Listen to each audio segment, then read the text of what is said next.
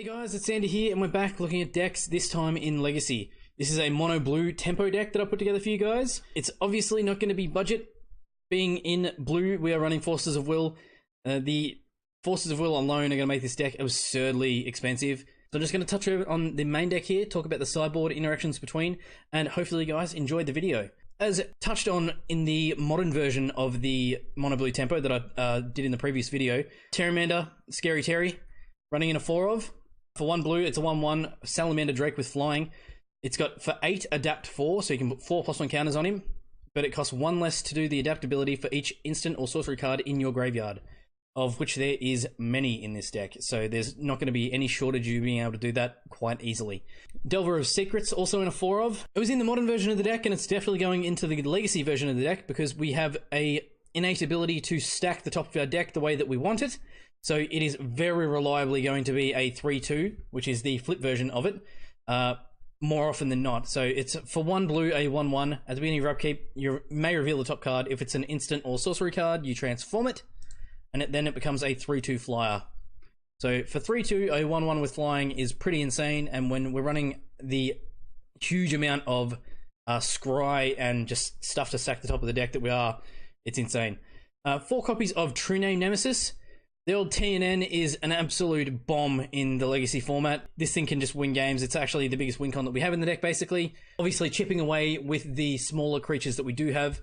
Although they can be 5/5s or 3/2s with flying, that's nothing to really like scuff at. True Name Nemesis is for 3, 1 and 2 blue. It's a 3/1 Merfolk Rogue.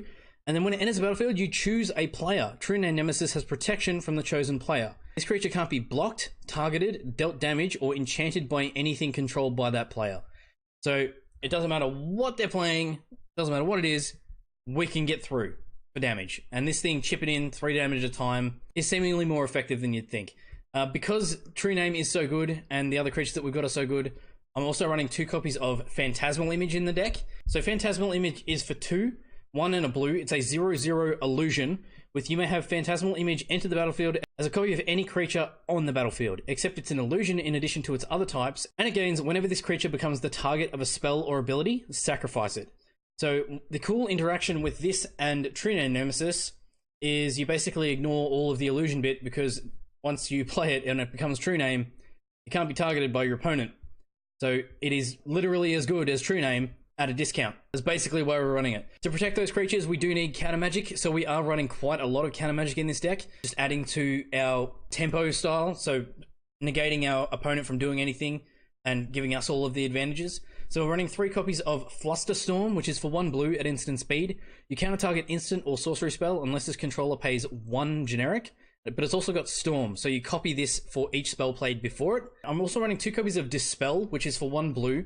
At instant speed, you counter target instant spell.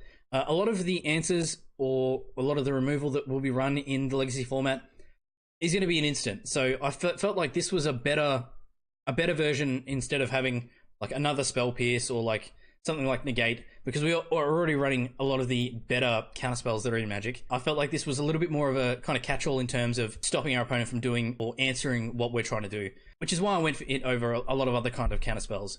But we are running 4 copies of Force of Will, which is for 5, 3 and 2 blue. At instant speed, you may pay 1 life and exile a blue card from your hand rather than pay Force of Will's mana cost. Counter target spell. Hands down, great card, and it's like an awesome piece of counter magic. 4 copies of Daze, which is for 2, 1 and a blue. At instant speed, you may return an island you control to its owner's hand rather than pay Daze's mana cost. Counter target spell unless its controller pays 1. This can catch out a lot of opponents in the early game. Being able to play this on turn 1 or 2, negating their turn 1 or 2 plays. In Legacy, it's like turn 1 to 4 are kind of the most important, depending on what you're playing. But most of the stuff going on is in the really, really early game. So having free or almost free counterspells is a big deal in the Legacy format. So having stuff like Daze and Force of Will is a must-have if you're running mono blue. Stuff like Counterspell is going to be really useful. So Counterspell we're running in a 4 of. It's for 2 blue. At instant speed, you counter target spell. It's just an absolute catch-all, and it's a great card in Legacy. 4 copies of Brainstorm, which is for 1 blue. At instant speed, you draw 3 cards and then put 2 cards from your hand on top of your library in any order. Again, huge synergy with the Delver of Secrets, being able to more reliably flip it when we want to. And we're also running 4 copies of Ponder, which is for 1 blue. At sorcery speed, you look at the top 3 cards of your library and you put them back in any order, and then you may shuffle your library and draw a card. So if we don't like the cards that are on top, we can shuffle our deck, obviously, draw a card off the top, hope for the best. But the general use of it is going to be to stack the deck in our favor to be able to flip the Delver again, just more reliably. And we're also running 2 copies of Back to Basics in the main deck here, which is for 3, 2, and a blue. It's an enchantment that sits on the battlefield, and non-basic lands don't untap during their controller's untap steps. In Legacy, there is a lot of non-basic lands. Just like you would with a Blood Moon in Modern, it can just win us a game. They can just concede on the spot because they can't play Magic after they play their land and do something with it. It can absolutely shut a lot of opponents down. It's just great. And I'm also running 2 copies of High Tide in the main board here. So High Tide is for 1 blue. At instant speed, until end of turn, whenever a player taps an island for mana, that player adds 1 blue to his or her mana pool. So it allows us to do stuff like on turn 4, tap all our lands down and add 6 mana, being able to play out like double True Name Nemesis or chain off a heap of spells. The little bit of ramp added to the deck. Just touching on the land base here, we are running 6 basic islands, 4 copies of Wasteland, just being able to attack their non-basic lands. A lot of them can be problematic, like Maze of Ith and stuff that can stop us from getting in for damage. And then to thin the deck and help search for those islands, we're running 7 fetch lands. So we're running 3 copies of Polluted Delta, which is tap, pay 1 life, sacrifice Polluted Delta, search for a island swamp. Scalding Tarn is the same thing, except Island Mountain, and Misty Rainforest is the same thing, but Forest Island. So that is the land base. Touching on the sideboard here, 3 copies of Surgical Extraction, which is for 1 Phyrexian black, so either black or pay 2 life. You choose target card in a graveyard other than a basic land card. Search its owner's graveyard, hand, and library for any number of cards with the same name as that card and exile them. Then that player shuffles his or her library. So in the early game, we can very easily catch our opponent off with stuff like Force of Will or Daze, getting what could potentially be combo pieces or some of their better creatures that are in their deck into their graveyard, and then Surgical Extraction will just get rid of them and get rid of all of the other ones that are in their deck or in their hand. Again, stuff like Reanimated 2, this can get rid of the key pieces that they're going to be deliberately putting into their graveyard, just making it that much easier for us. And with us being able to pay 2 life and play it at instant speed, insanely good card. 2 copies of Misdirection, which is for 5. At instant speed, you may exile a blue card from your hand rather than pay Misdirection's mana cost, and you change the target of target spell with a single target. So if they go to target us with a Surgical Extraction, or a Thoughtseize, or something dealing a lot of damage to our face, we can just Misdirection and target them.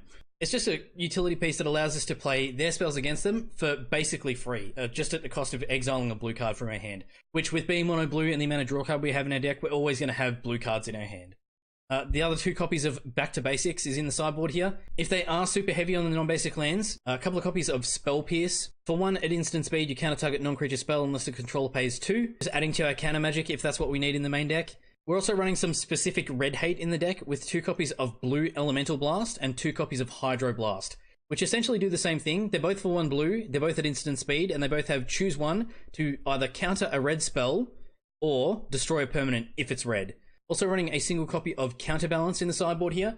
The Counterbalance is an enchantment for 2 blue. Whenever an opponent plays a spell, you may reveal the top card of your library. If you do, counter that spell if it has the same converted mana cost as the revealed card. This actually hits a lot more than you would think it would, and can be an absolute nightmare to our opponent trying to play Magic. And to finish off the sideboard here, and also add to the removal side of stuff, we also have a single copy of Dismember, which is for 1 and 2 Phyrexian black, so obviously we'll be paying life to play this. At instant speed, target creature gets a -5/-5 until end of turn. So for 1, -5/-5 to target creature. Obviously, if you're not going up against as much red as I was when I was playing this deck, you don't need this much red hate in there. You could be running more stuff like Dismember. It could be a bit more versatile that way. And in one of the original versions of the deck that I had, my sideboard was completely devoted to the idea of changing the deck from mono blue tempo, the way that I've got it, to just turning it into a High Tide deck. So you just run the Time Spiral in the 4 of in the sideboard, some Merchant Scrolls, so you can search for High Tide and the 4 of High Tide. Just another way that you could do it if you wanted to. But that is the sideboard, and that is the main board.